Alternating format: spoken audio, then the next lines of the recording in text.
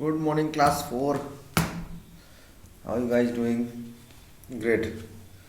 So, I guess you all are doing good, fine. So, no problem. So, it's all great. So, it's quite early in the morning. I'm recording, so my voice might be a bit heavy. So, what it is we were on the course book at page 90. Sorry, one second. We were at page 92. In the middle of the night, they had gone to stay at their uncle's house, right? Who all had been there? Julian, Dick, and Annie, and to visit their cousin George. And their uncle was not there, so they had to stay with Mrs. Stick, her husband, and son Edgar.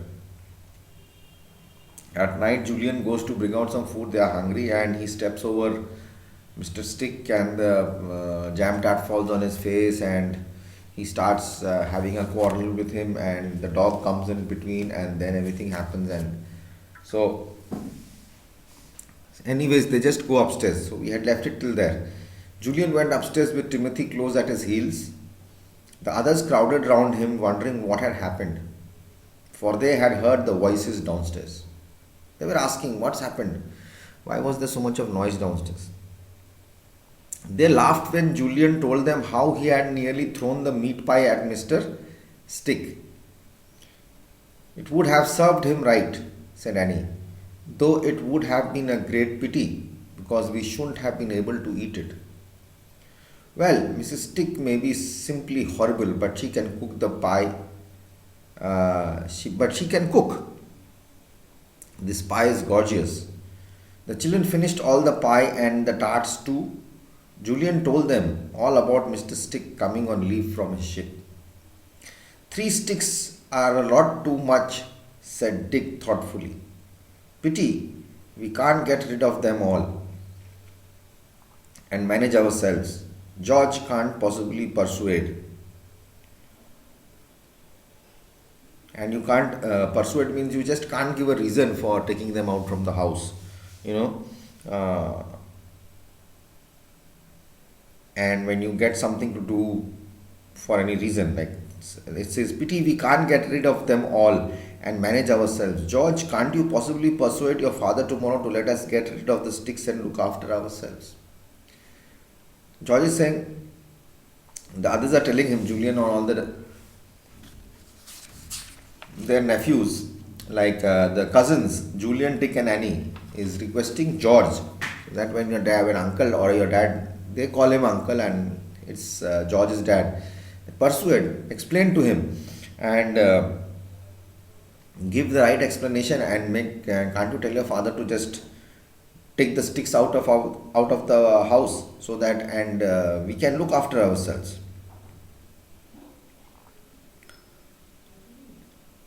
To let us get rid of the sticks and look after ourselves, we can take care of ourselves. "I will try," said George, "but you know what he is, awfully difficult to argue with. But I will try. Golly, I'm sleepy now. Come on, Timmy, let's get to bed. Lie on my feet. I'm hardly going to let you out of my sight now, in case those awful sticks poison you." Soon the four children, now no longer hungry, were sleeping peacefully. They did not fear the sticks coming up to the rooms, for they knew that Timmy would wake and warn them at once. Timmy was the best guard they could have. Dog is the man's best friend. And Timmy used to sleep at George's feet. And George is saying that, "Come on, golly, now it's been a long night, our stomachs are full, and we can sleep and no problem. Even if the sticks come, the sticks won't come because they know Timmy is here. And even if they come, Timmy is going to wake us up and warn us. He is much better uh, a person they could have or an animal they could have at right at that time." And George says, "It's awfully difficult to explain to my dad, you know. It's very difficult to explain that please take them out, give them reasons and all that." And here again the children were again praising the sticks, not all the sticks of them, not Mr. Stick or Edgar, but the mother, Mrs. Stick, because she could cook very well. A pie is type of a it's stuffed. It's made with flour, and it's a big a roti is made, or a bread is rolled out. which we call roti. So bread is rolled out, and then there are stuffs put, like chicken is put, or mutton and mince is put, keema, which they say, that is put inside with all lot of vegetables and all, and then rolled up, packed up, and put in the oven box, in the bowl, and then baked inside. So that is called a pie. And tarts are, as you said, as I told you, they are biscuits with jam in the middle. So this is the story of in the middle of the night. It was quite funny. And please do the question answers for this. Mark the following. Comprehension skills are your job. You have to do it yourself, but I'll try to help you. Class 4, right? I'll do it for you. I'll do it and put it up for you so that you don't have any problems. Class 4 and 5 I'll be doing. 6, 7, 8, 9, 10 will do themselves. Okay. So let's go to the next chapter.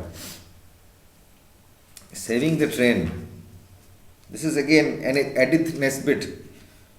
Was an English author and poet who wrote nearly 60 books, which included novels, short stories and poems. Nesbit is known for writing about the real world and not about fairies, princesses and the fantasy land, for which made a huge part of children's books in those days. Magic, however, did not play a big role in some of her books. Combined together, this brought freshness to her writing, and both children and adults loved it. Edith Nesbit is also a good writer.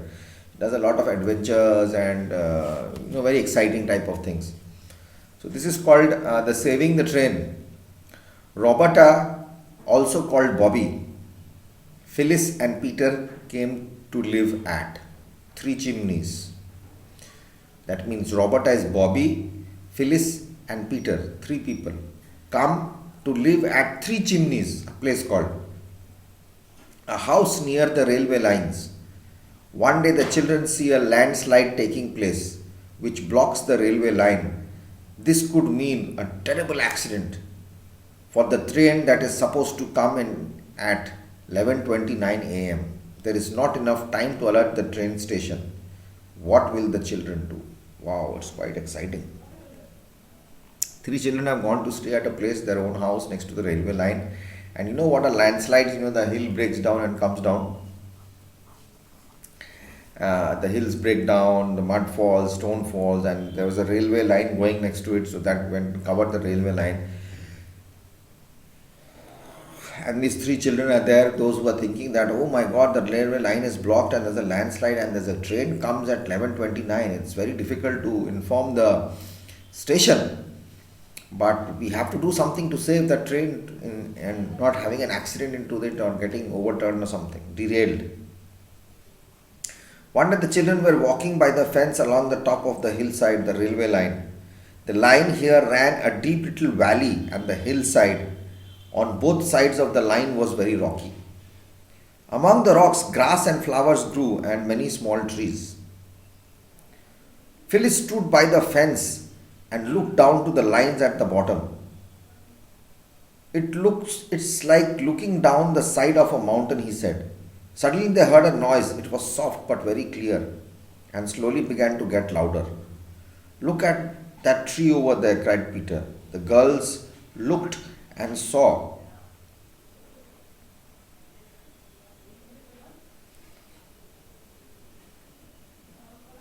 girls are Roberta and Phyllis.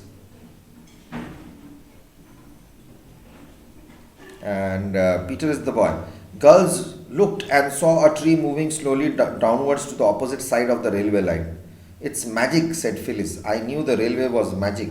Look, some other trees are moving too. They watched as the trees moved on, and on grass and stones moving with them. Then a big rock began to move as well, and suddenly half the hillside was moving. A second or two later, everything came crashing down in a big heap, huge pile, and on the railway line below. It's right across the line, said Phyllis, feeling a little frightened now. Yes, said Peter, slowly, and at 11:29 hasn't gone by yet. We must let them know at the station or there will be an awful accident. There isn't time, said Bobby. It's past 11 now. They thought for a moment. We need something red, Then we could go down the line and wave it, said Peter. Everyone knows that red means danger and the train would stop.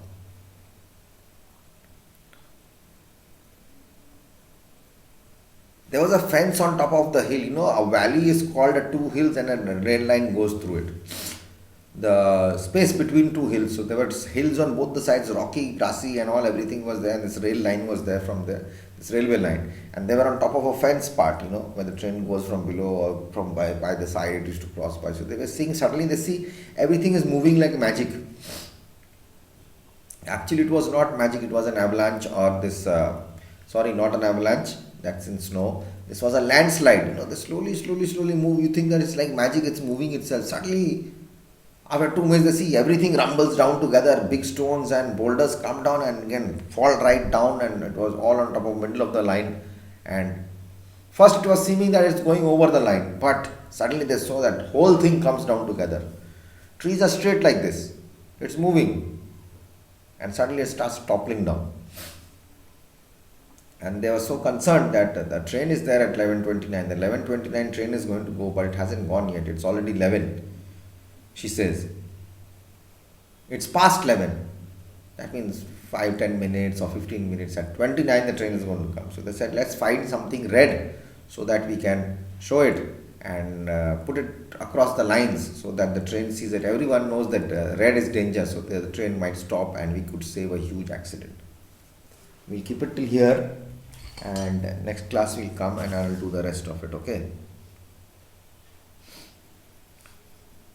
So till then, take care and do the last homework which I gave you. Do the last homework which I gave you. And writing is compulsory. You know that word meanings to learn are also compulsory. So I'll write down the homework, what you have to do, and I'll post it on my notes section in the website, okay? Till then, take care. Bye bye. God bless. Happy Diwali.